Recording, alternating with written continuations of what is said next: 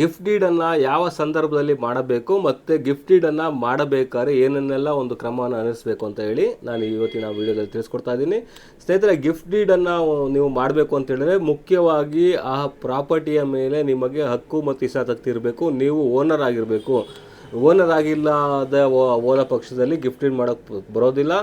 ಮತ್ತು ಅದು ಯಾವುದೇ ರೀತಿ ಆನ್ಸಿಸ್ಟರ್ ಪ್ರಾಪರ್ಟಿ ಆಗಿರ್ಬೋದು, ಮತ್ತು ಆ ಪ್ರಾಪರ್ಟಿ ಮೇಲೆ ಯಾರದೇ ಬೇರೆ ವ್ಯಕ್ತಿಗಳ, ಆ ಕುಟುಂಬದ ವ್ಯಕ್ತಿಗಳ ಒಂದು ಕ್ಲೈಮ್ ಇರಬಾರ್ದು. ಪ್ರಾಪರ್ಟಿ ಮೇಲೆ ಯಾವುದೇ ರೀತಿ ಕ್ಲೈಮ್ ಇರಬಾರ್ದು, ಮತ್ತು ಆ ಪ್ರಾಪರ್ಟಿಯು ಯಾವುದೇ ಪ್ರಕರಣದಲ್ಲಿ ಇರಬಾರ್ದು, ಕೇಸ್ ಇರಬಾರ್ದು ಆ ಪ್ರಾಪರ್ಟಿ ಮೇಲೆ. ಅಂಥ ಸಂದರ್ಭದಲ್ಲಿ ನೀವು ಒಂದು ಗಿಫ್ಟ್ ಡೀಡನ್ನು ಮಾಡ್ಬೋದು. ನೀವು ಬ್ಲಡ್ ರಿಲೇಟಿವ್ಗೆ ಗಿಫ್ಟ್ ಡೀಡ್ ಮಾಡ್ತೀನಿ ಅಂತೇಳಿದ್ರೆ, ನೀವು ನಿಮ್ಮ ಮಗನಿಗೆ, ಮಗಳಿಗೋ ಅಥವಾ ಇನ್ನಿತರರಿಗೆ ಗಿಫ್ಟ್ ಡೀಡ್ ಮಾಡ್ತಾ ಇದ್ದೀನಿ ಅಂತ ಹೇಳಿದ್ರೆ ಖಂಡಿತವಾಗಲೂ ಏನು ರಿಜಿಸ್ಟ್ರೇಷನ್ ಸ್ಟಾಂಪ್ ಡ್ಯೂಟಿ ಏನಿದೆ ಅದು ತೀರಾ ಕಡಿಮೆ ಇರುತ್ತೆ. ಒಂದು ವೇಳೆ ಮೂರನೇ ವ್ಯಕ್ತಿಗೆ ಏನಾದ್ರು ಗಿಫ್ಟ್ ಡೀಡ್ ಮಾಡ್ತೀನಿ ಅಂತ ಹೇಳಿದ್ರೆ, ನಿಮ್ಮ ದೂರ ಸಂಬಂಧಿಗೋ ಅಥವಾ ಸ್ನೇಹಿತರಿಗೋ ಅಥವಾ ಇನ್ನಿತರ ವ್ಯಕ್ತಿಗಳಿಗೂ ಏನಾದ್ರು ಗಿಫ್ಟ್ ಡೀಡ್ ಮಾಡ್ತೀರಿ ಅಂತ ಹೇಳಿದ್ರೆ, ರಿಜಿಸ್ಟ್ರೇಷನ್ ಸೇಲ್ ಡೀಡ್ಗೆ ಏನು ಟ್ಯಾಕ್ಸನ್ನು ಕಟ್ತೀರೋ ಅದೇ ರೀತಿಯಾಗಿ ಗಿಫ್ಟ್ ಡೀಡ್ಗೂ ಸಹ ಅದೇ ರೀತಿಯಾದ ಟ್ಯಾಕ್ಸನ್ನು ಕಟ್ಟಿ ಗಿಫ್ಟ್ ಡೀಡ್ ಮಾಡಬೇಕಾಗತ್ತೆ.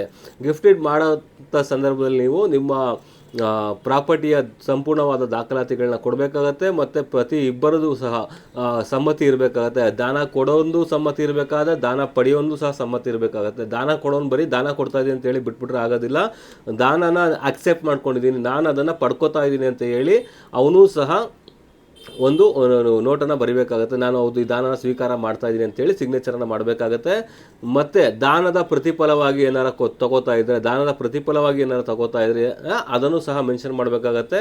ಅಥವಾ ಯಾವುದೇ ರೀತಿ ಪ್ರತಿಫಲ ಇಲ್ಲ ಅಂತ ಹೇಳಿದ್ರೆ, ಈ ದಾನಕ್ಕೆ ಯಾವುದೇ ರೀತಿ ಪ್ರತಿಫಲವನ್ನು ನಾನು ಪಡ್ಕೋತಾ ಇಲ್ಲ, ನನ್ನ ಪ್ರೀತಿ ವಿಶ್ವಾಸಗಳಿಗೆ ಪಾತ್ರರಾಗಿರೋ ನನ್ನ ಮಗನೋ ಮಗಳೋ ಇನ್ನಿತರ ವ್ಯಕ್ತಿಗಳಿಗೋ ನಾನು ಈ ಪ್ರಾಪರ್ಟಿನ ಹಸ್ತಾಂತರ ಮಾಡ್ತಾ ಇದ್ದೀನಿ. ಈ ಹಸ್ತಾಂತರ ಮಾಡೋ ನಂತರದಲ್ಲಿ ಪ್ರಾಪರ್ಟಿಗೂ ನನಗೂ ಯಾವುದೇ ರೀತಿ ಸಂಬಂಧ ಇರೋದಿಲ್ಲ, ನಾನು ಮುಂದೆ ಆ ಪ್ರಾಪರ್ಟಿನ ವಾಪಸ್ ಕೇಳೋದಿಲ್ಲ ಅಂತ ಹೇಳಿ ಬರೆದು ಕೊಡಬೇಕಾಗತ್ತೆ. ಈ ರೀತಿಯಾಗಿ ದಾನಪತ್ರವನ್ನು ಮಾಡಿದ್ರೆ ಖಂಡಿತವಾಗ್ಲೂ ಮುಂದೆ ಯಾವುದೇ ರೀತಿಯಾದ ಕಾನೂನಿನ ಚೌಕಟ್ಟಿಗೆ ನೀವು ಸಿಗಾಕೊಳ್ಳೋದಿಲ್ಲ. ಇಲ್ಲ ಅಂತ ಹೇಳಿದ್ರೆ ಬೇರೆ ಯಾರ್ದೋ ಒಬ್ಬ ವ್ಯಕ್ತಿ ಕ್ಲೈಮ್ ಇರುತ್ತೆ, ಯಾವುದೋ ಒಂದು ಪ್ರಾಪರ್ಟಿ ಆನ್ಸಿಸ್ಟರ್ ಪ್ರಾಪರ್ಟಿಯಿಂದ ನಿಮ್ಗೆ ಬಂದಿರುತ್ತೆ, ನೀವೊಬ್ಬರಿಗೆ ಇಂಡಿಪೆಂಡೆಂಟ್ ರೈಟ್ಸ್ ಇರೋದಿಲ್ಲ. ಅಂಥ ಸಂದರ್ಭದಲ್ಲಿ ನೀವು ಗಿಫ್ಟ್ ಡೀಡನ್ನು ಮಾಡಿದಂಥ ಸಂದರ್ಭದಲ್ಲಿ ಆ ಪ್ರಾಪರ್ಟಿಯು ಸಹ ಕೋರ್ಟ್ಗೆ ಹೋಗುವ ಹೆಚ್ಚು ಒಂದು ಪರಿಣಾಮ ಬೀಳುತ್ತೆ ಅಂತ ಹೇಳ್ಬೋದು. ಆದ್ದರಿಂದಾಗಿ ಗಿಫ್ಟ್ ಡೀಡನ್ನು ಯಾವ ವ್ಯಕ್ತಿಗೆ ಮಾಡಬೇಕು ಅದನ್ನು ನೋಡಿ ನಂತರದಲ್ಲಿ ಅದನ್ನು ಬದಲಾವಣೆ ಮಾಡೋಕ್ಕಾಗೋದಿಲ್ಲ, ಕ್ಯಾನ್ಸಲು ಮಾಡೋಕ್ಕಾಗೋದಿಲ್ಲ. ಆದ್ದರಿಂದಾಗಿ ಯೋಚನೆ ಮಾಡಿ ಒಂದು ದಾನ ಪತ್ರನ ಮಾಡಿ ಅಂತ ಹೇಳ್ಬೋದು ಸ್ನೇಹಿತರೆ.